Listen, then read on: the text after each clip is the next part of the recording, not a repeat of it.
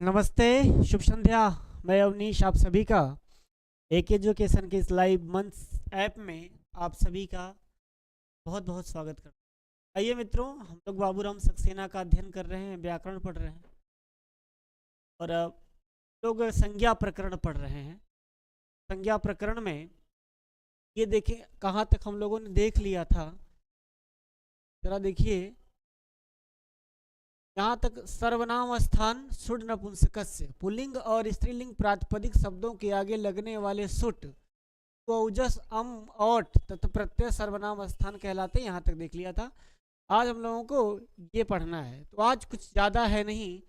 कोशिश हम आज ये करेंगे कि आज कक्षा जो है इसको संज्ञा प्रकरण समाप्त हो जाए, है ना। संज्ञा प्रकरण आप जो बहुत महत्वपूर्ण है उसको आप देख लिया जाएगा। बाकी संज्ञा प्रकरण समाप्त करके, संज्ञा प्रकरण का मतलब ये आप जानते हैं कि मतलब नामकरण, व्याकरण में प्रवेश करने के पहले आप हर चीज का नाम जानते रहिए।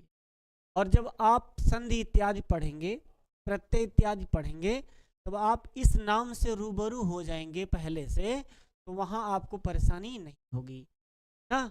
कुछ शब्द हैं, कुछ संज्ञा हैं, कुछ प्रगृह हैं, कुछ विभाषा हैं, कुछ घु संज्ञा है, कुछ भ संज्ञा है, यही इत्यादि आपको देखना है। कुछ अंग संज्ञा है। देखिए एक लिखा है, यस्मात् प्रत्यय विधि अस्ताद प्रत्यंगम।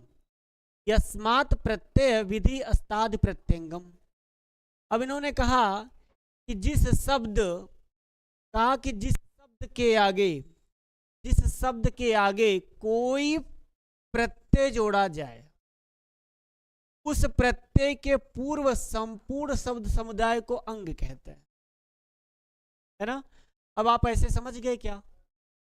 यस्मात् प्रत्यय विधि अस्ताद प्रत्यंगम कह रहे हैं जिस शब्द के आगे कोई प्रत्यय जोड़ा जाए, उस प्रत्यय के पूर्व संपूर्ण शब्द समुदाय को अंग कहते हैं। ठीक है। अब आप इसको थोड़ा सा ऐसे समझ लीजिए। इन्होंने लिखा यस्मात् प्रत्यय,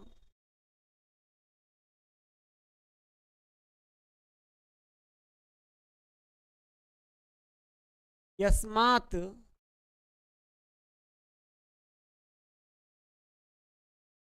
यस्मात् प्रत्यय विधि अस्ता, यहां आधा तक होगा। यस्मात् प्रत्यय विधि, यस्मात् प्रत्यय विधि अस्तादि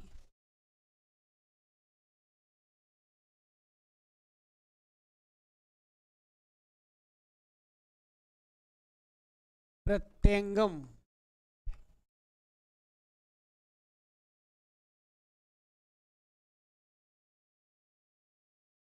मतलब ये क्या करता है, इसका काम क्या है? यस्मात् प्रत्यय विधि अस्तादि प्रत्यंगम,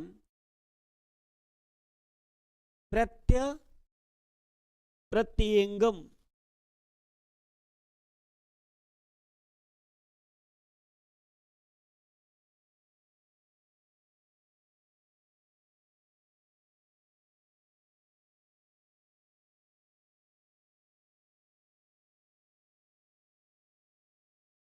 ठीक है, ये चीजें होंगी स्मार्ट प्रत्यय विधि अस्तादि प्रत्यंगम। अब इसका विग्रह आप देख सकते हैं, मतलब ये अंग संज्ञक बता रहे हैं, अंग संज्ञक। अब कह रहे हैं कि यह प्रत्यय हो यस्मात् क्रियते,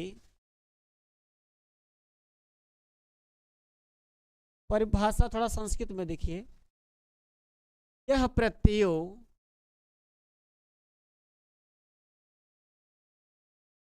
यह प्रत्ययो यस्मात् क्रियते,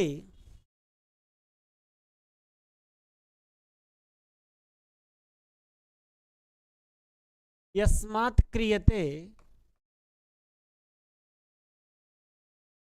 वृत्ति है। यह प्रत्ययो यस्मात् क्रियते तदादि शब्द स्वरूपम,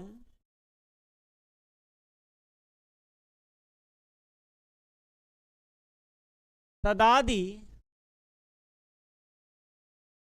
शब्द स्वरूपम तदादि शब्द स्वरूपम तस्मिन् अंगम स्यात्। तस्मिन् अंगम स्यात्। अब आप इसकी परिभाषा देख लीजिए।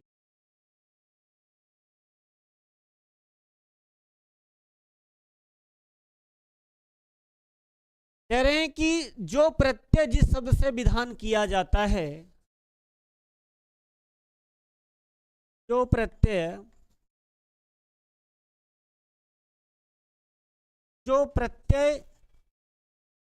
जिस शब्द से विधान किया जाता है,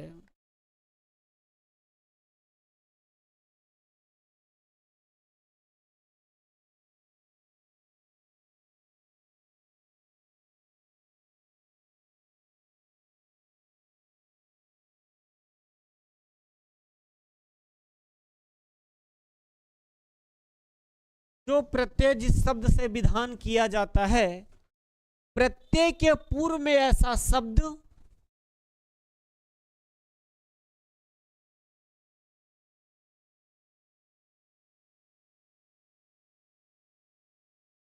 प्रत्यय के पूर्व में ऐसा शब्द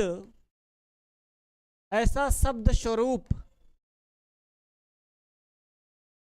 प्रत्यय के पूर्व में ऐसा शब्द स्वरूप, उस प्रत्यय के बाद में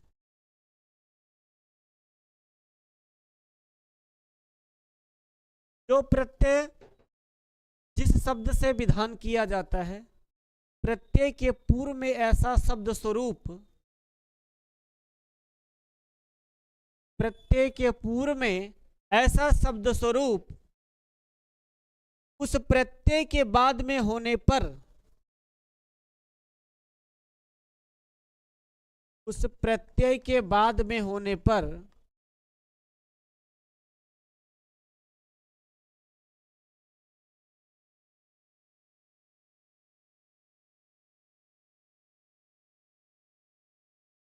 पूर्व शब्द की अंग संज्ञा होती है।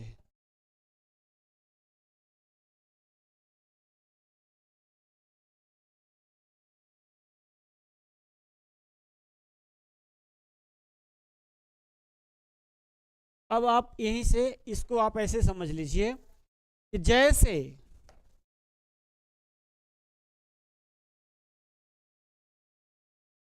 राम शब्द है, राम शब्द के आगे आप सु प्रत्यय लगाते हैं तो क्या बनाते हैं? राम, विभक्ति वाला प्रत्यय लगा। अब देखिए यही कह रहा कि यस्मात् प्रत्यय विधि अस्ताद प्रत्यंगम, इसको विग्रह करके तोड़ लेंगे। वृत्ति परिभाषा है कि यह प्रत्ययो यस्मात्, यह प्रत्यय माने जो प्रत्यय, यस्मात् माने जिस शब्द से विधान किया जाता है, क्रियते माने किया जाता है, तदादि शब्द स्वरूपम तस्मिन् अंगम स्यात्, उसके प्रत्यय के पूर्व में ऐसा शब्द स्वरूप उस प्रत्यय के बाद में होने पर पूर्व शब्द की अंग संज्ञा होती है। जैसे राम शब्द से सु प्रत्यय लगा करके आपने रामह बना लिया, रामह क्या बना? एक प्रातिपदिक बन गया, अब एक पद बन गया, क्योंकि संस्कृत के व्याकरण में जब तक सु औजस अमौजस नहीं लगता है तब तक कोई पद नहीं बनता। अब राम शब्द, ये राम शब्द के आगे ये प्रत्यय लगा सु, अब सु के पहले ये जो राम शब्द की प्रकृति है, जो राम शब्द विद्यमान है, इसकी अंग संज्ञा होती है। इसकी अंग संज्ञा होगी। यहां यही बात कहा कि प्रत्यय के पूर्व में ऐसा शब्द स्वरूप उस प्रत्यय के बाद में होने पर पूर्व शब्द की अंग संज्ञा होती थी। इसके इस प्रत्यय वाला, ये इसके विभक्ति का जो प्रत्यय लगा, इसके बाद ये वाला शब्द जो क्या है, इसकी कौन सी संज्ञा? इसकी अंग संज्ञा हो गई है, अंग संज्ञा हुई है।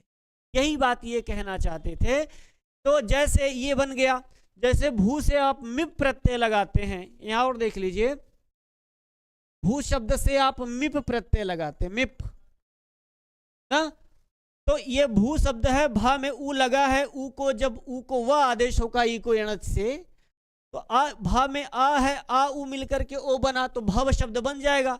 तो यहाँ पर इस प्रत्यय के पहले एक शब्द है भव बनेगा, इस भव की भी कौन सी संज्ञा हो जाएगी, अंग संज्ञा हो जाएगी। मतलब ये सिर्फ इतना जान लीजिए, परीक्षा में जो सवाल आपसे पूछेगा वह सिर्फ इतना पूछेगा कि अंग संज्ञा करने वाला सूत्र कौन सा है, तो आप कहोगे यस्मात् प्रत्यय विधि हस्तात् प्रत्यंगम। ठीक हो गया। इसके बाद अंग संज्ञा किसकी होगी, तो किसी शब्द में जब आगे प्रत्यय लगेगा, प्रत्यय लग के जो शब्द बनेगा उसको छोड़ दीजिए, तो प्रत्यय के पहले वाला जो शब्द है ये अंग संज्ञा। और राम की कौन संज्ञा, अंग हुआ। अब कभी कभी बात ये करते हैं कि भैया अंग का फल क्या है, मतलब ये अंग संज्ञा क्यों करना चाहते हैं, तो बताएं क्यों करना चाहते हैं। वो इसीलिए करना चाहते हैं कि किसी शब्द से जब आप प्रत्यय लगाते हो तो इसके पहले जिस शब्द से आप प्रत्यय लगाते हो वह शब्द अंग समझा जाए, बस यही फल है। अंग संज्ञा करने का यही फल है कि समझा जाए।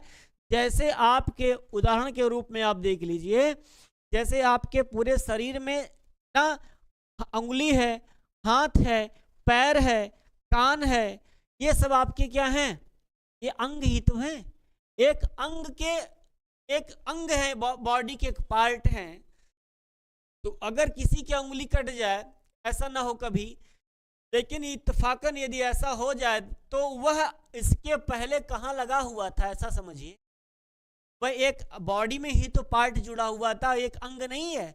उसी प्रकार से इस शब्द से जब प्रत्यय लगेगा, इसके पहले वाले शब्द को अंग माना जाए, अंग माना जाए, बस यही कहता है यस्मात् प्रत्यय विधि हस्तात् प्रत्यंगम, यही ये बात। ठीक है। अब बस ये वाला उदाहरण देख करके समझा दिया कि अंग संज्ञा कौन सूत्र करता है, तो आप यस्मात् प्रत्यय विधि हस्तात् प्रत्यंगम, यही क्या करता है, आपका अंग संज्ञा दान करता है। बस इतना ही समझिए। आप इसकी आगे कभी बात आएगी तब आप इसको समझने का प्रयास करिए। बस सवाल परीक्षा में ये मत करिए कि अंग संज्ञा किसकी होती है, ये तो आप जान गए, और अंग संज्ञा करने का सूत्र कौन सा है संज्ञा प्रकरण में देखना है। भ यचि भम, ये कंप्लीट हो गया। दूसरा आप देख रहे हैं भ यचि भम, ये कहते हैं सु से लेकर कब तक के प्रत्ययों में यकार अथवा स्वर से आरंभ होने वाले प्रत्ययों के आगे जुड़ने पर पूर्व शब्द की पद संज्ञा न होकर के भ संज्ञा होती है। पद संज्ञा तो सुप्तिगंतम पदम करता है, ये सुप्तिगंतम पदम करता है। स्वाद सर्वनाम स्थान भी आपकी कौन सी संज्ञा करता है,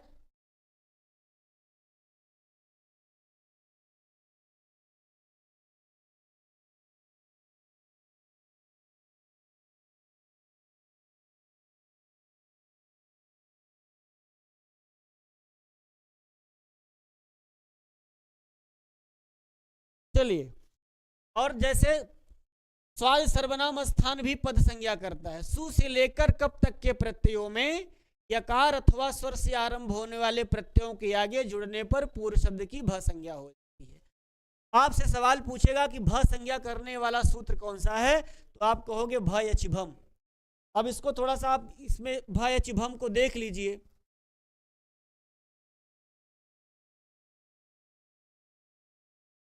है ना, इसको देख लीजिए आप, भ यचि भम,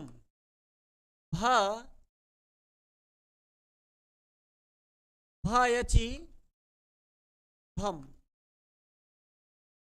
भ यचि भम। अब इसमें आप देख रहे हैं ना, इसका विग्रह तोड़ लेंगे तो यह च अच च,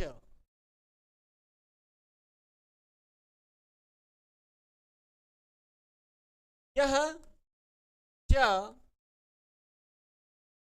अच च यच। इसमें समास भी हो जाएगा आपका समाहार द्वंद्व, समाहार द्वंद्व समास हो जाए। लिख लीजिए घु संज्ञा करने वाला सूत्र, संज्ञा करने वाला सूत्र। बस आप इतना समझिए, इससे ज्यादा यहां से कुछ सवाल नहीं आता है। परिभाषा या क्या कह रहा है, कह रहा है दा रूप वाले तथा धा रूप वाले, दा रूप वाले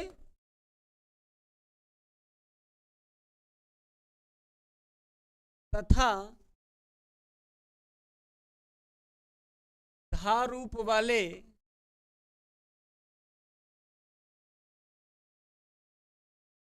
धातुओं की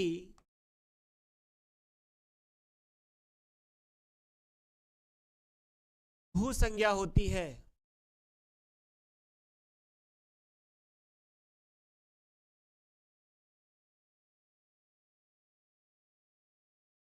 दा स्वरूप वाले तथा धा स्वरूप वाले धातुओं की घू संज्ञा होती है, लेकिन दाप और दैप को छोड़कर, लेकिन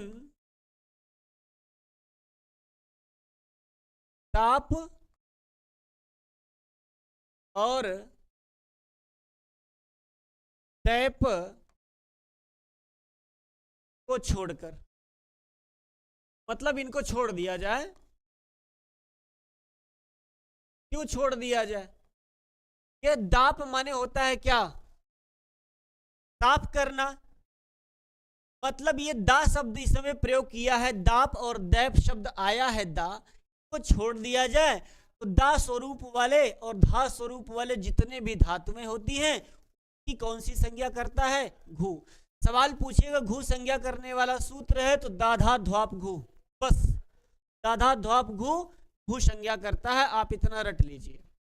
जैसे देहि दत्तात बनता है, जैसे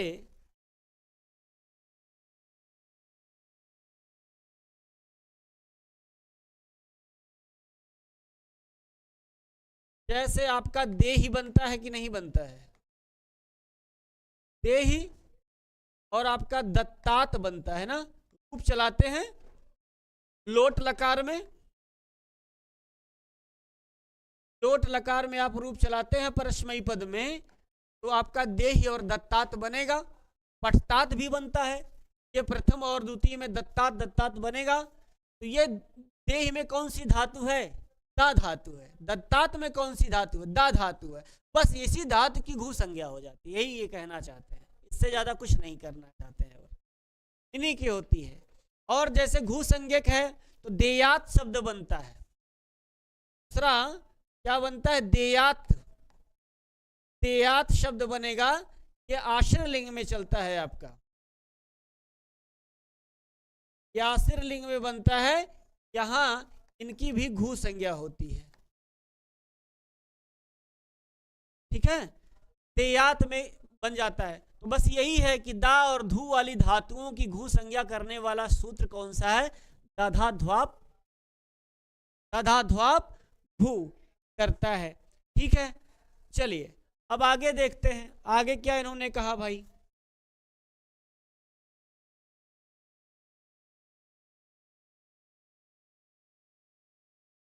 एक और इन्होंने कहा होगा,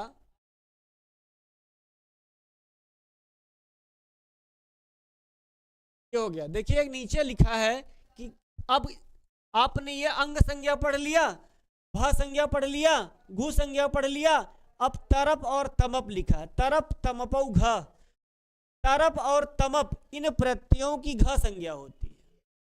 बस एक नामकरण देते चले जा रहे हैं। कहते हैं कि तरप और तमप दो प्रत्यय हैं, ये दोनों प्रत्यय सुपरलेटिव डिग्री के, जैसे आप सुंदर तमम, लघुतमम, सर्वोत्तमम जब लग जाता है तो ये शब्द बनते हैं। इन प्रत्ययों की कौन सी संज्ञा होती है? घ संज्ञा होती। इतना मतलब तरप और तमप प्रत्यय की कौन सी संज्ञा होती है? आपसे कोई पूछे कि तरप और तमप प्रत्यय की कौन सी संज्ञा होगी, तब आप क्या कहोगे? ये घ संज्ञा होती। रट डालिए, तरप तमप औघ तदाद्वाप घु भयचि भम यस्मात् प्रत्यय विधियस्तात् प्रत्यंगम सुड नपुंसकस्य सर्वनाम स्थानम। तो ये सब चीजें आप इसको रट डालिए। यहाँ से सवाल संज्ञा प्रकरण से पूछा जाता है, किसकी संज्ञा, किसका कौन सा नाम है? तो यही है, तरप और तमप दो प्रत्यय हैं, ये जहां लगते हैं वह किसी चीज की उत्कृष्टता बता देते। जैसे सुंदर, सुंदर तमम, सुंदर है, बहुत सुंदर, हाँ, बस यही चीजें हैं इसमें। आगे देखें,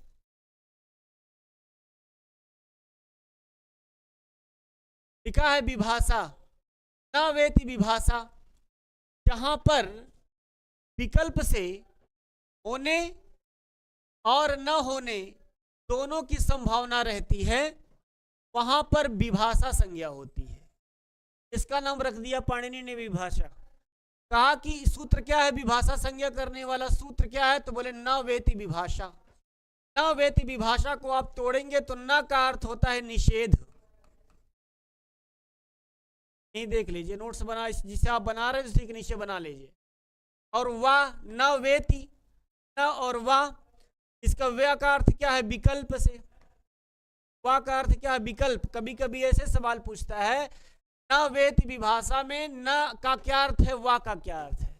तो न का अर्थ निषेध है और वाह का अर्थ विकल्प है। तो यहाँ कहा कि जहां पर विकल्प से होने और न होने माने निषेध मना कर देने, एक जगह हुआ का मतलब विकल्प, जब आप संधि पढ़ेंगे तो वहां विकल्प काम करेगा। जहां वाह आएगा वहां विकल्प से होगा, जब विकल्प से होगा तो दो दो रूप बनेंगे। ठीक है, तो न वाह का अर्थ विकल्प हो गया और न का माने निषेध। तो एक विकल्प से और होने और न होने ये मना कर देगा। तो यहां जब संभावना रहती है तो वहां पर विभाषा संज्ञा होती है। सूत्र कौन सा है, न वेति विभाषा। बस एक विभाषा एक संज्ञा है। ठीक है इसकी। अब आगे देखिए, आगे उन्होंने कहा कि अब देखिए कुछ प्रत्यय का नाम लिया, प्रत्यय में एक नाम लिया निष्ठा का। बोले निष्ठा, बोले कौन निष्ठा, कहोगे त और तवतु निष्ठा। तो दो प्रत्यय हैं, एक अक्त प्रत्यय है और एक प्रत्यय है तवतु। ये दो प्रत्यय हैं, दोनों प्रत्ययों की कौन सी संज्ञा होती है, निष्ठा संज्ञा होती है। अब निष्ठा क्या है, कहोगे निष्ठा क्या, निष्ठा एक संज्ञा है, निष्ठा एक नाम है। जैसे आपका नाम मान लीजिए, आपका नाम श्याम है, तो श्याम क्या है, श्याम क्या, आप कहोगे श्याम क्या है, तो श्याम एक नाम है, एक संज्ञा है। उसी तरह से व्याकरण की भाषा में निष्ठा एक संज्ञा है। अब निष्ठा करने का फल क्या है कि आप बाद में जब कुछ सूत्र आप पाणिनि अष्टाध्यायी के सूत्र पढ़ेंगे तो वहां इसकी चर्चा है। बाकी बाबूराम सक्सेना इत्यादि में ऐसे कोई विशेष चर्चा नहीं है। ठीक है, तो इनकी निष्ठा संज्ञा हो जाएगी। आपसे सवाल पूछेगा कि त और तवत प्रत्यय जो होते कैसे प्रत्यय होते हैं, त और तवत प्रत्यय ये भूतकालिक प्रत्यय हैं दोनों। कैसे प्रत्यय हैं, ये भूतकालिक प्रत्यय हैं, भूतकालिक प्रत्यय हैं दोनों। ये तो प्रत्यय बात आएगी, आप प्रत्यय पढ़ोगे तब ये भूतकालिक आपको प्रत्यय का विधान पता चलेगा। बाकी दोनों प्रत्ययों का नाम निष्ठा है, इतना याद रख लेना। कौन से प्रत्यय का नाम निष्ठा है, त और तवतु प्रत्यय का नाम निष्ठा है, इतना आपको जान। ठीक हो गया। इसीलिए बाबूराम सक्सेना को हम साथ में लेके चल रहे हैं, एक्स्ट्रा नहीं अपने मन से कुछ बताएंगे कि नहीं हम कुछ मतलब अलग सूत्र लेकर के आए, नहीं, जो आपकी किताब में दे रखा है उसको आप देखते रहिए। निष्ठा संज्ञा। अब आगे एक देखिए, ये आपने पढ़ा भी होगा, आप जानते भी होंगे, लिखा है कि संयोग संज्ञा हलो अनंतरा संयोग। ये इंपॉर्टेंट कुछ ज्यादा है। अब इंपॉर्टेंट लिखा है कि हलो अनंतराह संयोग। कहा कि बीच में किसी स्वर के न रहने पर दो या अधिक मिले हुए हल माने व्यंजन संयुक्त कहे जाते हैं। जैसे यहीं तक देखिए, पहले कहा कि बीच में किसी स्वर के न रहने पर दो या अधिक मिले हुए हल व्यंजन संयुक्त कहे जाते हैं। इन्होंने कहा हलो अनंतराह। हल माने केवल व्यंजन, अच नहीं है उसमें, केवल हल है।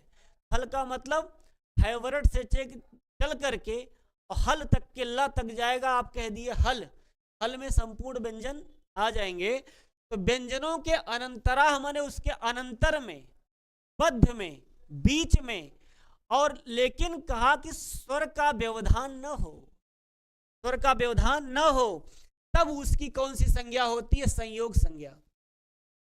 ऐसा समझ लीजिए, संयोग कब होता है, जब किसी व्यक्ति का मिलन है ना, तो उसके किसी व्यक्ति के मिलने में अगर उनके बीच में किसी का अवधान हो जाए तो बताइए कौन तब संज्ञा होगी, संयोग संज्ञा होगी, नहीं होगी ना। तो इसीलिए यहां पर किसका व्यवधान नहीं होना आना चाहिए, बीच में स्वर। जब स्वर आ जाएगा तो वहां नहीं होगी, जब स्वर नहीं रहेगा तो व्यंजन व्यंजन आपस में मिल जाएंगे, तो उन्हीं को संयोग संज्ञा होने की। अब भ और अ है, इसके बाद वह आधा है, और इसके बाद यह है और यह में आ है। अब देखिए भ और व की संयोग संज्ञा होगी? नहीं होगी ना। क्यों नहीं होगी? बीच में स्वर बैठा है। ये कहता है कि स्वर का व्यवधान न हो। लिखा है कि बीच में किसी स्वर के न रहने पर, तब जब स्वर नहीं होगा तो दो या दो से अधिक, चाहे दो मिल जाए, चाहे तीन मिल जाए, चाहे चार मिल जाए, उनकी संयोग संज्ञा होती है। संयोग संज्ञा को कभी मत भूला करिए ना। प्रेमी प्रेम हैं और मिलना चाहते हैं और उनके बीच में किसी परिवार का कोई सदस्य रोड़ा बन जाए दोनों तरफ वाले में से, तो क्या संयोग होगा ना? ऐसा समझाने के लिए बता रहे हैं, नहीं होगा। और जब नहीं होगा फिर संयोग संज्ञा नहीं होगा। उसी प्रकार से अगर स्वर को आप परिवार का सदस्य मान लीजिए उनके, तो जब वो बीच में वो आ जाएगा तो संयोग संज्ञा नहीं होगी इसकी, व्यंजनों की। और जब वो नहीं रहेंगे तो हो जाएगी। गुरु देखिए आ और व में बीच में यहाँ ये दोनों छटपटाते रह जाएंगे कि हमारा संयोग हो जाए, तो बोले नहीं नहीं होगा, बीच में हम बैठे हैं बेटा। इसके बाद वह और यह कहेगा कि हमारा आपसे मिलन हो जाए, तो बोले बिल्कुल हो जाएगा ना। इसके बीच में वह व्यंजन शुद्ध रूप से, यह भी व्यंजन है, इसमें स्वर नहीं है, स्वर इधर है, इस दोनों की हो जाएगी। तो लिखा भी है कि वह और यह के बीच में कोई स्वर नहीं आया, नहीं आया, और इसलिए वे संयुक्त वर्ण कहे जाते हैं। संयुक्त मतलब मिल जाना, ऐसा वर्ण कहे जाते हैं। और इसी प्रकार एक शब्द लिखा है कात्सर्य, महात्म्य आदि में भी आप मान सकते हैं। तो जैसे एक शब्द आप लिखा है कात्सर्य, क्या लिखा है? कात्सर्य को तोड़ लीजिए, क होगा, क से आप आ निकाल लो, का बन गया, आधा त है, फिर आधा स है, और फिर आधा न है, और फिर यह है, और इसके बाद र है, और र में फिर अ है। इतना शब्द मिलकर अब देखिए यहाँ से लेकर के यहाँ तक कई सारे शब्दों की संयोग संज्ञा हो गई। सा की भी हो गई, ता से सा की हो गई, ना की हो गई, या की हो गई, रा की हो गई, सब मिल गए। इसीलिए इन्होंने कहा कि दो या दो से अधिक मिले हुए हल। ज्यादा मिल गए कि नहीं, तब भी कौन सी संज्ञा हो गई? संयोग संज्ञा हो गई। हलो अनंत। अब संयोग संज्ञा करने वाला सूत्र कौन सा है? हलो अनंतराह संयोग। हलो अनंतराह संयोग। अनंतराह कह बोले स्वर के अनंतर होने पर, न होने पर हलों की आपस में संयोग संज्ञा हो जाए।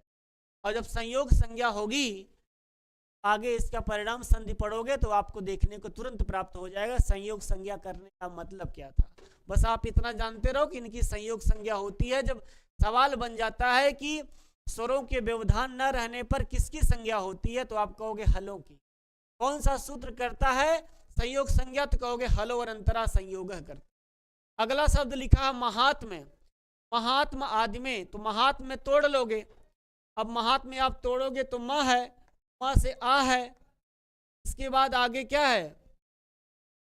फिर ह है, ह में भी आ है। अब आगे क्या है? आधा त है, और आगे क्या है? आधा म है। इसके बाद क्या है? यह है, यह में आगे आ लगा है। अब देखिए नहीं, यहाँ इसकी संयोग संज्ञा नहीं हुई, यहाँ भी नहीं हुई, लेकिन त म और ये तीन शब्दों में संयोग संज्ञा हो गई ना। यहाँ बीच में स्वर नहीं बैठा, इसलिए इनकी संयोग संज्ञा हो गई। बस यही है, संयोग संज्ञा जब स्वर नहीं रहेगा बीच में तो संयोग संज्ञा हो जाएगी। संयोग संज्ञा करने वाला सूत्र है संयोग हलो अनंतरा संयोग। चलिए अब आगे जो बहुत महत्वपूर्ण संज्ञा है उसके बारे में देख लिया जाए। इसको आप नोट कर लीजिए, चाहे स्क्रीनशॉट ले लीजिएगा, चाहे नोट कर लीजिएगा, वीडियो पड़ी रहेगी। अब आगे कहा, अगला सूत्र है, लिखा है कि संहिता संज्ञा। संहिता नाम बताए के बाबू तुम संहिता हो, किसी को बताए तुम संयोग हो, किसी को बताए तुम भ हो, किसी को बताए तुम घ हो। तो अब आगे कहते हैं ये वाला आप देखिए संहिता। बाबूराम सक्सेना खोल के देखेंगे, शुरू से पढ़ रहे हैं आप। लिखा है परह सन्निकर्षः संहिता। परह सन्निकर्षः संहिता, इसका क्या मतलब है? कह रहा है वर्णों की अत्यंत समीपता संहिता कही जाती है। वर्णों की या अक्षरों की अत्यंत समीपता संहिता कही जाती है। समधन हिता संहिता, संहिता में कौन सा उपसर्ग लगा है? सम उपसर्ग लगा है। सम धन हिता संहिता। संहिता का मतलब क्या है? मेल। किसका मेल? अक्षरों का, वर्णों का। कब? जब सन्निकर्ष हो, जब अत्यंत निकट हो। जब दो या दो से अधिक वर्ण आपस में अत्यंत निकट हो, तब उनकी कौन सी संज्ञा होती है? संहिता। जैसे विद्या धन आलय, जैसे इसी को समझा रहे हैं यहां पर। जैसे विद्या धन आलय, है ना। अब विद्या में पी है, द है, फिर इसके बाद या है। या में क्या है? आ है। यहां आ है और आगे आ है, दो वर्ण आपस में समीप आए कि नहीं आए? है ना। दो वर्ण आपस में समीप आए तब दोनों की संहिता हो गई। और संधि होने से पहले पहले संहिता होती है, तब संधि होती है। नोट कर, पहले संहिता होती है तब संधि होती है। संधि का मतलब क्या होता? मेल। दो वर्णों के मेल से, देखिए उसका परिभाषा अलग, इसकी परिभाषा अलग है। कहते हैं कि दो वर्णों के मेल से जो विकार उत्पन्न होता है उसको संधि कहते हैं। विकार का माने परिवर्तन। लेकिन विकार या मेल तभी होगा जब पहले संहिता होगी, तभी न संधि होगी। जैसे आप ऐसा समझ लीजिए, जैसे दो गुट है, दो गुट में आपस में पड़ोसी पड़ोसी में लड़ाई हो गई। अब केस हो गया, थाना पुलिस हो गया। अब सुलह होने की बात आई। सुलह होने की बात आई जब दोनों पक्ष के आदमी थानाध्यक्ष बुलाएंगे कि आओ थाने पे, वहीं सुलह करेंगे। तो जब एक पक्ष का आदमी चला गया और एक पक्ष का आदमी नहीं गया, बताइए क्या वहां पे संधि होगी? अच्छे से समझ ले, क्या संधि होगी? नहीं होगी। क्यों? क्योंकि दोनों आपस में करीब आए ही नहीं। संधि कब होती है? संधि का मतलब होता है मेल। तो मेल कब होगा? जब पास आओगे तब ना। जब पास एक ठो आया नहीं, एक ठो आके बैठा है थाने में, तो क्या वहां मेल होगी? नहीं होगा। तो मेल होने से पहले क्या जरूरी है? संहिता। संहिता का मतलब दो वर्णों के आपस में निकट आने को ही संहिता कहते हैं। जब वो भी दोनों पक्ष आपस में आ जाएंगे और उसको समझा बुझा करके सुलह करा देंगे, तो दोनों आपस में हाथ मिला लेंगे, अब लड़ाई नहीं। यही हो गई क्या? यही हो गई आपकी संहिता। और जब संहिता हुई, जैसे दोनों पक्ष करीब आए, तो इसी को संहिता कहते हैं। और संहिता होने के बाद तड़ से मेल हो गया, संधि हो गई। बस वही कहा परह सन्निकर्षः संहिता। वर्णों की अत्यंत समीपता संहिता कही जाती है। अब यहाँ वहां पे सुलह सपाटी वाली बात नहीं, यहाँ वर्णों की बात है। तो दो वर्ण आपस में आएंगे। अब एक विद्या यहाँ चिल्ला रहा है, आलय थोड़ी देर बाद बोले हम, ऐसा भी नहीं होता। हम विद्या आज बोले और आलय कल बोले, क्या संधि होगी? नहीं होगी, भंग हो जाएगा नियम। इसलिए विद्या के बाद आलय हमको तुरंत बोलना पड़ेगा। विद्या धन आलय। विद्या के में यहाँ पे आ और आ जब आपस में करीब आएंगे, तब बड़ा बन जाएगा, विद्यालय बन जाएगा। जैसे दूसरा उदाहरण है गण धन ईश। गण धन ईशः। अब जैसे गण है, गण से आपने निकाल लिया ई, अ, और आगे क्या है? ई, ईशः। ये बताइए, जब गण का आ और ईश का ई आपस में सन्निकट आएंगे, तब यही सन्निकट आने का मतलब ही है यही परह सन्निकर्षः संहिता। यही करीब आए, आने के बाद तुरंत संधि हो गई, तो आ ई मिलकर के क्या बन गया? गणेश बन गया। तब संधि का नियम लागू हो गया। तब संधि क्या कहती है? कहती है दो वर्णों के मेल से जो विकार उत्पन्न होता है। अब एक वर्ण ये दो वर्णों के मेल से विकार माने परिवर्तन आ ई मिलकर के ए बन गया। यही हो गया परिवर्तन, यही हो गया गणेश। यही चीजें हैं, इतनी बात ध्यान से समझ लें। परह सन्निकर्ष संहिता, संधि होने के पहले ये वाला होना जरूरी है। ऐसे पाणिनि ने ऐसे नहीं लिख दिया किसी चीज को, कहा परह सन्निकर्ष संहिता। इससे ज्यादा कुछ नहीं जानना आपको, इससे ज्यादा सोचने की जरूरत मत करना, है ना। परह सन्निकर्ष संहिता वर्णों की अत्यंत समीपता संहिता कही जाती है। क्लियर हो गया। चलिए अगला देखिए, लिखा है प्रगृह। अब प्रगृह संज्ञा है, इसकी बात करते हैं। किसकी? प्रगृह संज्ञा का।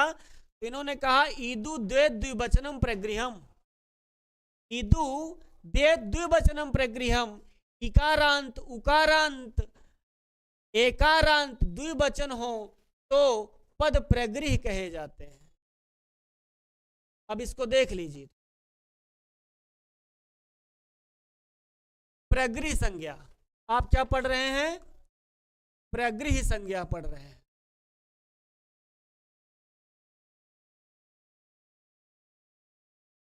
फिर क्या है? इदु तेद द्विवचन, इदु दे द्विवचनम प्रगृहम,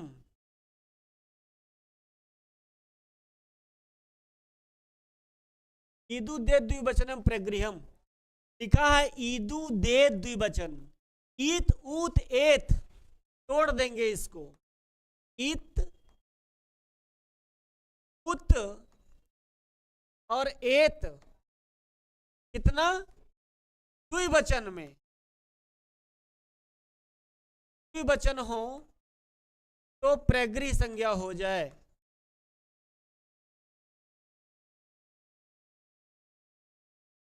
अब आप सर कहोगे प्रगृह क्या है?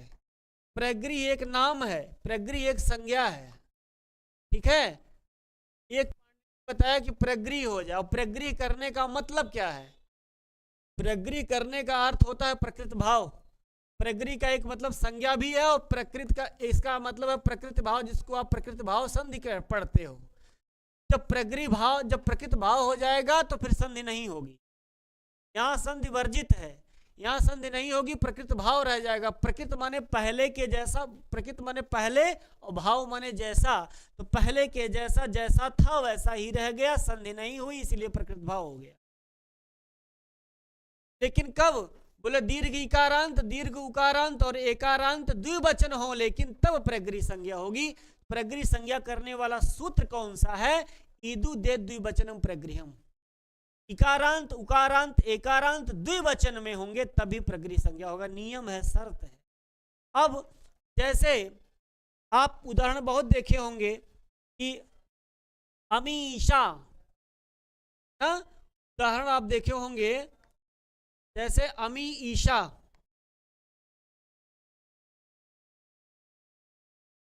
अमी शब्द लिखा है, अदस शब्द का रूप है, सो अमु अमी, तो अमी शब्द है, अमी क्या है?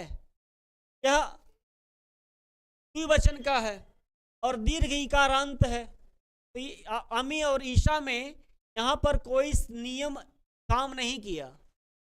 बड़ी बड़ी देख करके दीर्घ ही आप नहीं मार देंगे, ये अमीशा ऐसे ही लिखा जाएगा, तब बीच में प्लस आप जोड़ोगे, बस ऐसे अमी ईशा अमीशा बना। अमीशा साथ में नहीं लिख सकते मिला करके कि हम इसको एक पाई खींच के अमीशा लिख दें, नहीं, ये अमी ईशा ऐसे ही रहेगा। तो ये प्रगृह संज्ञा हो गया, इसीलिए संधि नहीं हुई ना। इसी तरह से गंगे अमु, एक और है अमी ईसा विष्णु इमऊ, विष्णु इमऊ आगे पढ़ेंगे आपको मिलेगा। ये विष्णु शब्द है, विष्णु का रूप चलाएंगे तो विष्णु विष्णु विष्णुवह ऐसा रूप चलेगा। विष्णु द्विवचन में है ना, उकारांत है, दीर्घ उकारांत है, बड़ा उ लगा है, और द्विवचन में भी है, यह भी विष्णु इमऊ जो हो गया, यह विष्णु है, ऐसा ये भी बन गया क्या? यह भी प्रगृह संज्ञा हो। एक और उदाहरण जैसे किया गंगे अमु, गंगे अमु,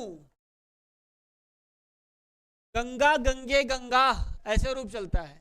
गंगा गंगे, गंगे द्विवचन में प्रयोग हुआ है, और द्विवचन का एकारांत है, ये एत है, एत माने एकारांत है, और द्विवचन में हो गया तो प्रगृह संज्ञा हो गया। मतलब यहाँ संधि तीनों में नहीं होगी, ऐसे कैसे पढ़ा रहेगा। आगे संधि पढ़ेंगे, प्रकृत भाव संधि जब पढ़ेंगे ना, तो इसमें आपको ये उदाहरण देखने को मिलेगा कि अमी ईशा विष्णु इमऊ गंगे अमु, ये तीनों में प्रगृह संज्ञा हो गई। इनकी अमी की प्रगृह संज्ञा हो गई, विष्णु की प्रगृह संज्ञा हो गई, गंगे की प्रगृह संज्ञा हो गई। कौन सा सूत्र किया? बोले ईदु दे द्विवचनम प्रगृहम, दीर्घ इकारांत दीर्घ उकारांत और एकारांत द्विवचन हो तो प्रगृह कहलाते। ये बताया ईदु दे द्विवचनम प्रगृहम। क्लियर? ये इन्होंने बता दिया ये द्विवचन प्रगृह। इसका आगे आप पढ़ेंगे, काम आगे पढ़ेंगे, अभी आप इसको जानते रहिए कि प्रगृह संज्ञा करने वाला सूत्र कौन सा है, ईदु दे द्विवचनम प्रगृहम। इसको आप हनुमान चालीसा की तरह रट डालिए।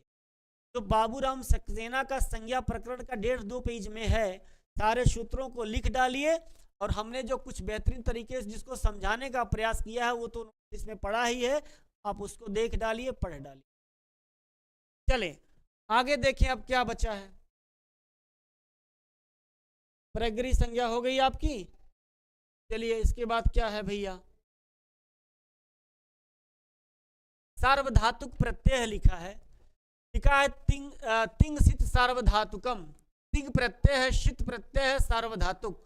कहे कि धातुओं के आगे जुड़ने वाले प्रत्ययों में तिंग प्रत्यय एवं वे प्रत्यय जिनमें श संज्ञक हो जाता है, जैसे शप, सत्री आदि, ये सार्वधातुक प्रत्यय कहलाते हैं। ये सार्वधातुक प्रत्यय कहलाते हैं। शप, शत्र इत्यादि कैसे प्रत्यय कहलाते हैं? सार्वधातुक। तिंग सित सार्वधातुकम, ये सार्वधातुक संज्ञा हो जाती है किसकी? तिंग और शित की। आर्ध धातु क्या होता है कि आर्ध धातु शेष, मतलब धातुओं से जुड़ने वाले शेष अर्थात सार्वधातुक के अतिरिक्त मैंने जो बचा हुआ है, ऐसे प्रत्यय अर्ध धातुक है। बस सार्वधातुक और अर्ध धातुक प्रत्यय में कुछ खास नहीं जानना है आपको। तिंग और शित जो होता है, इसमें तिंग और प्रत्यय और वे प्रत्यय जिनमें शित संज्ञक हो जाए, है ना, और ऐसे सार्वधातुक कहलाते हैं, और उनसे जो शेष बच जाते हैं ऐसे प्रत्यय अर्ध धातुक कहलाते।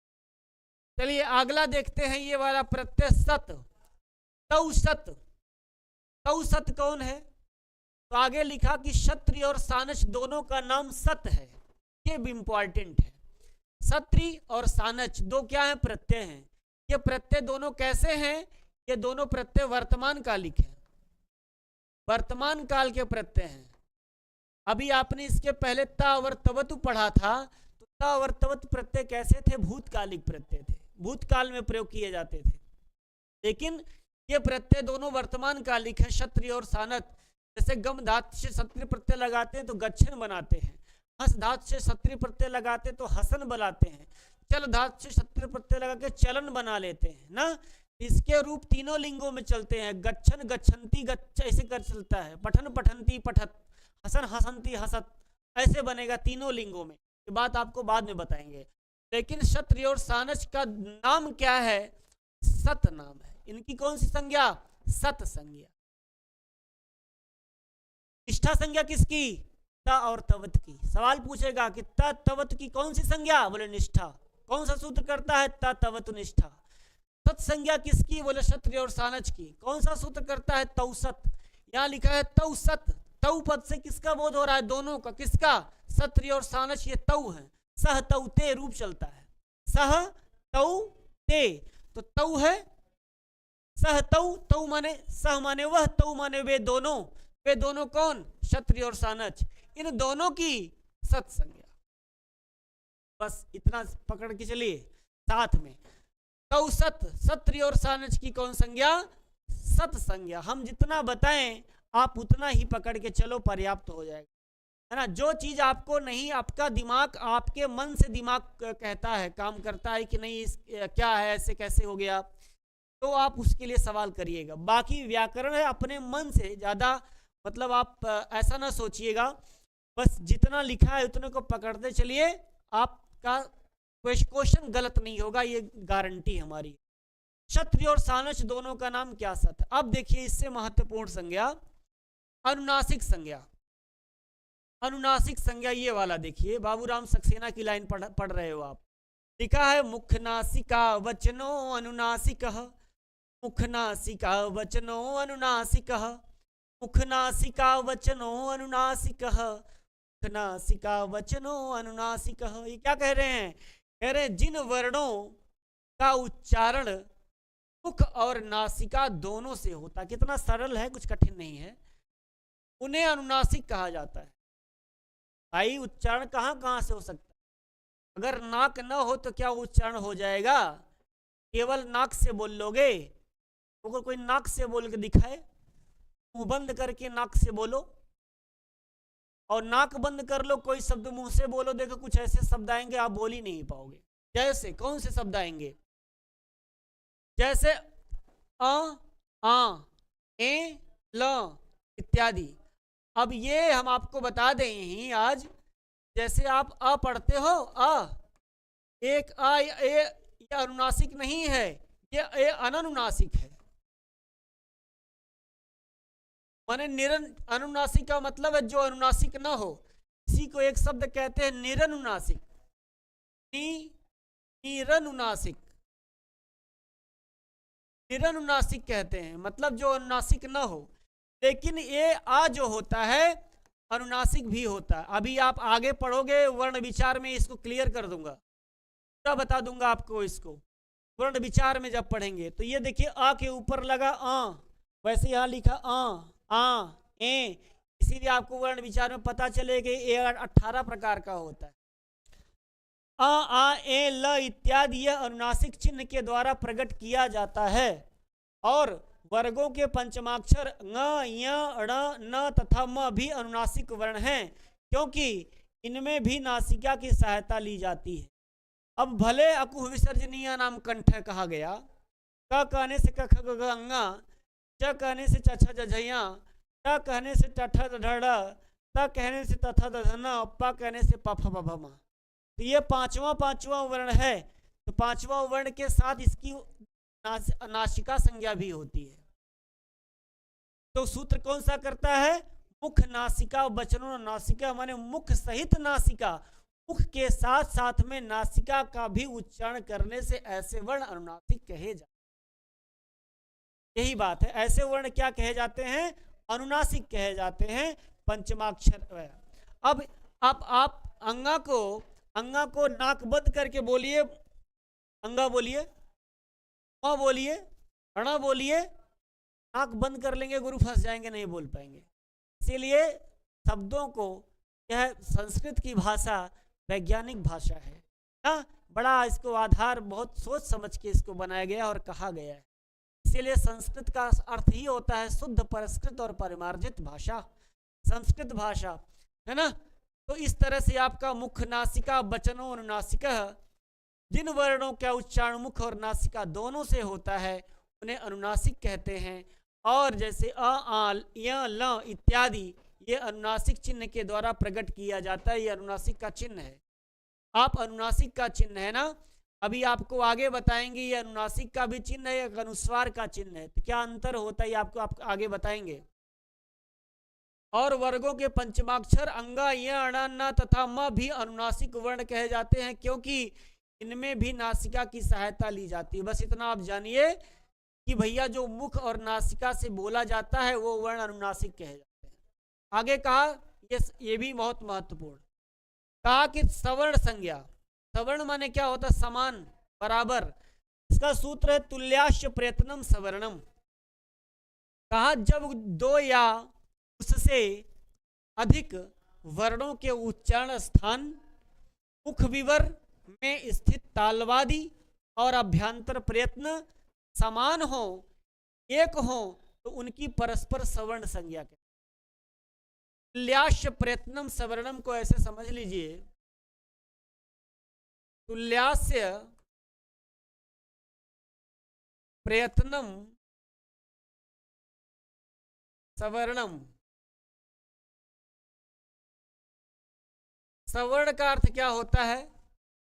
समान या बराबर। ठीक हो गया। और नहीं, आप ऐसा समझिए, सवर्ण का मतलब सवर्ण संज्ञा है। सवर्ण माने समान, मतलब एक सवर्ण एक संज्ञा है, ऐसा सवर्ण एक संज्ञा है। कैसे सवर्ण संज्ञा है? तो बोले तुल्य माने क्या हो? तुल्यास्य, तुल्य का मतलब क्या है? तुल्य क्या अर्थ है? समान या बराबर, समान या बराबर। हास्य का अर्थ क्या होता है? मुख। और प्रयत्न का अर्थ क्या होता है? कोशिश।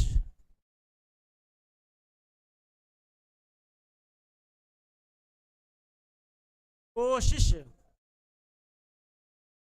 या प्रयास या बल। समझ गए? तुल्याश्च प्रयत्नम सवर्णम, समान बराबर मुख को कोशिश संज्ञा क्या सवर्ण। मतलब जब हम किसी वर्ण को बोलते हैं, उस वर्ण को बोलने में समान बल लगाया जाता है, समान और मुख के उसी स्थान से बोला जाता है। जैसे जैसे आपको समझाने के लिए बता दें, जैसे जैसे आपका क्या है, जैसे च, जैसे छ, जैसे ज, है ना, जैसे क, जैसे ख, जैसे ग, ये इनकी कौन सी संज्ञा हो जाएगी? ये च जो चिचु अशा नाम तालु, अगर च तालु है तो छ भी तालु है, ज भी तालु है। अगर का कंठ है तो ख भी कंठ है, ग भी कंठ है। तो एक ही जगह से बोल रहे हैं ना, तो ये तुल्य है, बराबर है। और आश्य माने मुख है, मुख के अंदर के भाग से हम एक ही जगह से वर्ण का प्रयोग कर रहे हैं और इनको बोलने में समान बल लग रहा है, तो इनकी सवर्ण संज्ञा हो। यही कहना चाहते हैं। आपसे परीक्षा में पूछेगा कि सवर्ण संज्ञा कौन सा सूत्र करता है, तब आप कहोगे तुल्याश्च प्रयत्नम सवर्णम। तुल्याश्च प्रयत्नम सवर्ण, सवर्ण संज्ञा करता है। इनका सवर्ण संज्ञा करने का फल क्या है, क्यों करते हैं? जब आप संधि करोगे तो एक जगह पर वर्णों को उठा करके ला करके दूसरे वर्णों को रखोगे, तो वहां यह भी बात होगी कि क्यों एक वर्ण, वो वाला वर्ण नहीं रखा गया, ये वाला वर्ण क्यों रखा गया। तो जिस वर्ण का संधि करते समय जो वर्ण का स्थान, उच्चारण स्थान रहेगा, वही तो वर्ण ला करके संधि कहोगे, करोगे, तभी तो संधि होगी। इसीलिए कहा कि सवर्ण एक संज्ञा है। तुल्याश्च प्रयत्नम सवर्णम, समान ऐसे स्थान से, ऐसे मुख वाले जहां से हम प्रयास करते हैं, एक समान बल लगता है, उसकी सवर्ण संज्ञा। यही आपका कहा तुल्याश्च प्रयत्नम सवर्णम। लिखा ना कि जब दो या उससे अधिक वर्णों के उच्चारण स्थान मुख विवर, मुख के अंदर स्थित तालवाद माने तालु इत्यादि, तालवाद लिखा है माने तालु इत्यादि, और कुछ तालु इत्यादि, मूर्धा इत्यादि, कंठ इत्यादि। तो ऐसे में और अभ्यंतर प्रयत्न, अभ्यंतर प्रयत्न 5 होते हैं। तो उसके बारे में जो वर्ण विचार पढ़ा देंगे तो पूरा क्लियर कर देंगे, चिंता मत करना। ऐसे समान या एक हो तो उनकी परस्पर सवर्ण संज्ञा हो जाती है। आगे अब एक अनुवृत्ति देखिए, एक चलिए लिखा है अनुवृत्ति। अनुवृत्ति को अब देख लीजिए, संज्ञा प्रकरण समाप्त होने को है। अनुवृत्ति क्या होती है? बार बार अनुवृत्ति का नाम आएगा, बीच में पढ़ोगे तो। लिखा है कि सूत्रों के विस्तार को अधिक से अधिक संकुचित करने के लिए अनुवृत्ति 5वीं प्रणाली है। पाणिनि ने कुछ ऐसे सूत्र बनाए हैं जिनका अलग तो कोई अर्थ नहीं होता, लेकिन परवर्ती सूत्रमाला के प्रत्येक सूत्र से युक्त होने पर अर्थ निकलता है। ऐसे सूत्र अधिकार सूत्र कहे जाते हैं। अधिकार सूत्र कहे जाते हैं। इनकी अनुवृत्ति का क्षेत्र तब तक बना रहता है जब तक कोई दूसरा अधिकार सूत्र नहीं आ जाता। जैसे तस्य विकारः, तस्य विकारः तस्यापत्यम अनभिहिते, ये प्रभृत सूत्र है। मतलब जैसे आप तत्पुरुष समास पढ़ते हो, तत्पुरुष समास जब पढ़ते हो, तत्पुरुष समास के बाद जब तक कोई और समास नहीं आ जाता, उतने दूर तक तत्पुरुष का अधिकार चलता है। तो 6 प्रकार के होते, वो भी आपको बताया जाएगा। संज्ञा च, परिभाषा च, विधिर नियम एवं च, अतिदेशो अधिकारश्च, 6 प्रकार के सूत्र होते हैं। षड सूत्र मुख्यते। संज्ञा सूत्र होता है, अभी आपने जितना संज्ञा प्रकरण पढ़ ले सब संज्ञा सूत्र है। परिभाषा सूत्र होता है, परिभाषा बताता है। विधि सूत्र होता है, जैसे वृद्धि रेची, आद गुण को यणची, ये सब वृद्धि, ये विधि सूत्र है, विधान करने वाले हैं, तो विधान करते हैं। अधिकार सूत्र होता है जो अपना अधिकार जमाता है कि यहां तक हमारा अधिकार चलेगा। सब एक एक चीज आगे आपको बताते चलेंगे कि आप शुरू किए हो ना, अभी व्याकरण में प्रवेश किए हो। जो कभी व्याकरण नहीं पढ़ा होगा वो ऐसे पढ़ेगा तो व्याकरण उसको समझ में आ जाएगा। अब ये अधिकार आगे चलिए, इसको छोड़ दीजिए, हो गया। अब इसके अतिरिक्त पाणिनि की अष्टाध्यायी को समझने के लिए टीकाकारों ने व्यापक सूत्रों को अलग से ढूंढ निकाला है तथा सूत्रों में, हाँ ऐसे एक बात और देखें, अनुवृत्ति एक चीज को और कहते हैं। अनुवृत्ति जैसे मान लीजिए हम विसर्ग संधि पढ़ रहे हैं और विसर्ग संधि के पहले हमने व्यंजन और स्वर संधि पढ़ लिया है ना 1 मिनट के लिए। तो विसर्ग संधि के समय जो सूत्र काम करेगा, माना कि स्वर संधि का सूत्र काम करना है, तो स्वर संधि को हम जाकर के वहां से ले लेंगे, वही हमारी अनुवृत्ति कहलाती है। माने किसी सूत्र को हम पुनः उठा करके लाएं, उसका अनुकरण कर लें, वही अनुवृत्ति कहलाती है। ठीक हो गया। अब ये पढ़ रहे थे कि टीकाकारों ने ज्ञापक सूत्रों को अलग से ढूंढ निकाला तथा सूत्रों में योग विभाषा करके कुछ स्पष्ट नहीं कही गई बातों को भी शामिल किया, परंतु इन सबका ज्ञान केवल सूक्ष्म अध्ययन करने वाले के लिए अपेक्षित है, इसलिए यहाँ इनकी विवेचना नहीं की जा रही है, बात नहीं है इसमें। आगे बढ़ते हैं। पाणिनि ने संस्कृत को जीवित बोलचाल की भाषा के स्वरूप में लिया। उन्होंने लोक वेद की भाषा संस्कृत ही बताई है। कौन सी?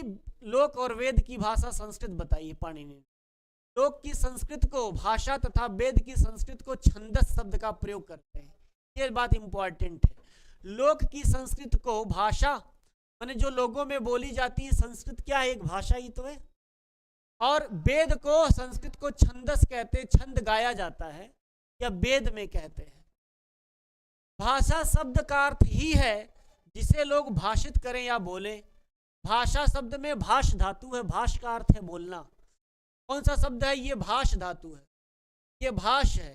भाष का अर्थ क्या होता है? बोलना ना, अपने मन की बात को कह देना ही भाषा कहलाती है। बहुत अपने मतलब भाषा में मैं बता रहा हूं आपको, ठीक है। अब आगे कहा कि इसके प्रमाण में हम केवल 2-4 युक्तियां यहां प्रसंगवश दे देते हैं। पहले तो वैदिक भाषा को अपवाद के रूप में ग्रहण करना इसी तथ्य की ओर संकेत करता है कि पाणिनि के सामने वर्तमान भाषा छंदस भाषा से कुछ आगे चली आई थी। वर्तमान भाषा छंदस भाषा से कुछ आगे चली आई थी, माने ये भाषा पहले पहुंच गई थी जो लोक वाली भाषा थी, पर अभी बहुत दूर नहीं हुई थी, अन्यथा वैदिक भाषा का वे अलग से व्याकरण अवश्य लिख देते। सही बात उन्होंने ना, अगर ऐसा होता तो वैदिक भाषा का व्याकरण पहले आया होता।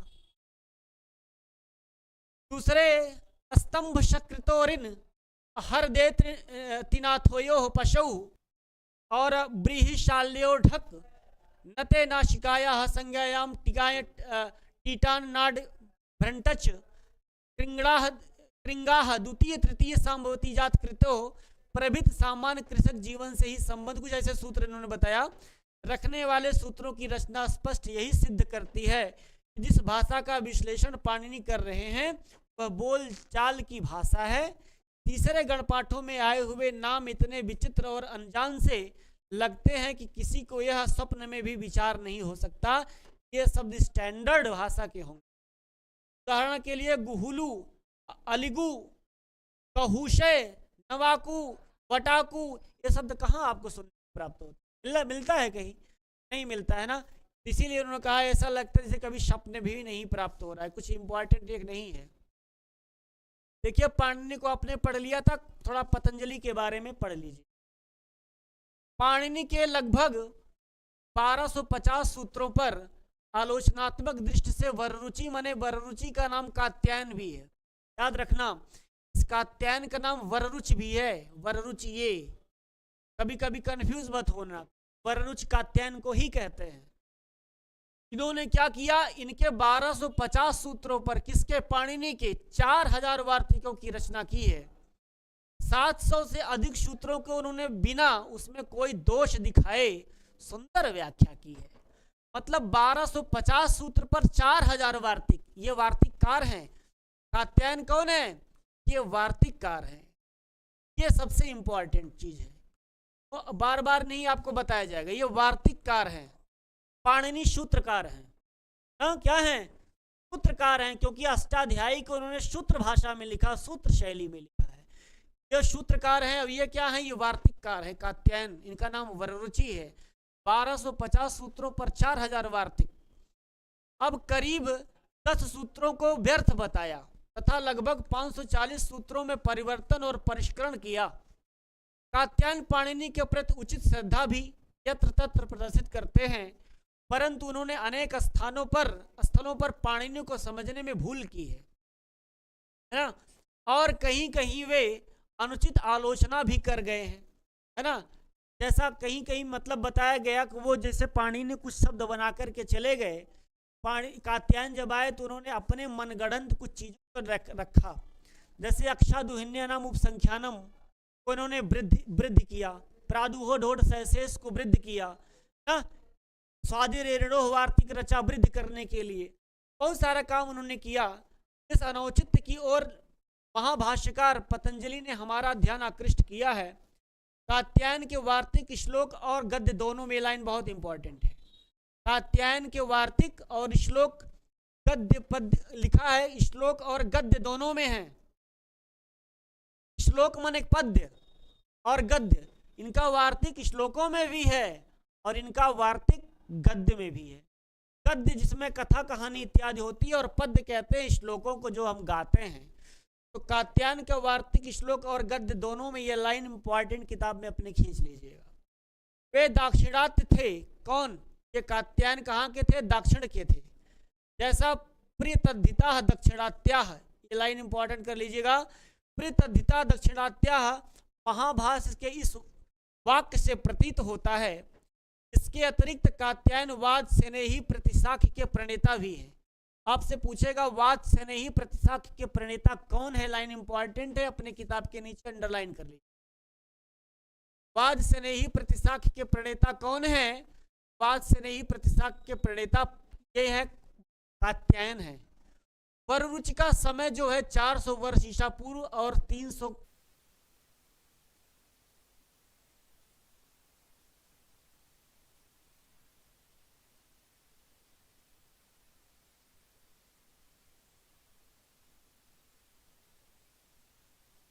तथा कथित किसी और आलोचकों के मत के अनुसार बताना है। तो बाबू राम ने लिखा है वही टीजीटी में माना जाएगा। इतनी बात आप नोट कर। तो वररुचि का समय 400 वर्ष ईसा पूर्व और 300 वर्ष ईसा पूर्व है ना। प्रतिशाख्य के प्रणेता भी कहे जाते हैं। ये इनका परिचय हो गया किसका? कात्यायन या वररुचि का। वररुचि वार्तिककार हैं। 1250 सूत्रों पे 4000 वार्तिक लिखा। इनके वार्तिक गद्य और श्लोक, गद्य और पद्य दोनों में मिलते हैं। ठीक हो गया। इसके बाद इन्होंने इनका समय 400 ईसा पूर्व से लेकर के 300 ईसा पूर्व का इनका समय माना जाता है। अब बात रही पतंजलि की, तो पतंजलि का कल पढ़ के हम वर्ण विचार पढ़ेंगे। वर्ण विचार आपको लिख के मतलब आपको वर्ण विचार बाबूराम को पढ़ने के बाद आपको अलग से पेज पर आपको वर्ण विचार समझाएंगे। आप उसको नोट कर लीजिएगा एक एक चीजें। ठीक है मित्रों, आज की कक्षा को यहीं पर विराम करते हैं। बस थोड़ा सा पाणिनि के बारे में बचा है। इसके बाद तत्काल हम वर्ण विचार पर आते हैं। वर्ण विचार पढ़ेंगे। वर्ण विचार के बाद तब हम लोग संधि में प्रवेश करेंगे और एक एक सूत्रों को अक्षरशः पढ़ने का प्रयास करेंगे, समझने का प्रयास करेंगे। बहुत बहुत धन्यवाद।